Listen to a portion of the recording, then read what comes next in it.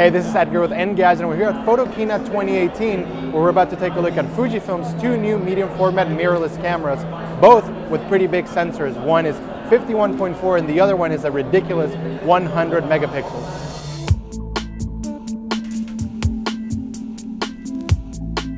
We'll start with the GFX 50R, which is a successor to the GFX 50S from a couple of years ago.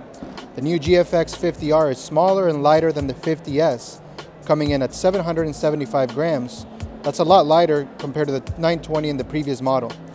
It also has an upgraded built-in OLED electronic viewfinder that's high resolution with nearly 3.7 million dots. There's Bluetooth connectivity as well, a feature that was missing from the previous model and will make it easier for you to transfer images to your phone and other devices. Aside from these changes, the GFX 50R has the same big 51.4 megapixel medium format sensor, a touchscreen on the back, up to 12,800 ISO range, and a slow 3 frames per second continuous shooting. Like the 50S before it, unfortunately, video is still limited at 1080 30p. That said, the great thing about the 50R is that it's much cheaper at $4,500. That's about $2,000 less than the 50S.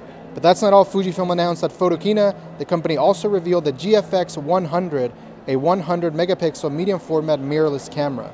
Fuji's claiming a lot of world's firsts with this shooter, like it being the first medium format and mirrorless camera with a 100 megapixel sensor. There aren't many details about it right now, but what we do know is that it will have in-body image stabilization and 4K 30p video recording. Get ready though, because the GFX 100 is going to cost around $10,000 when it launches next year.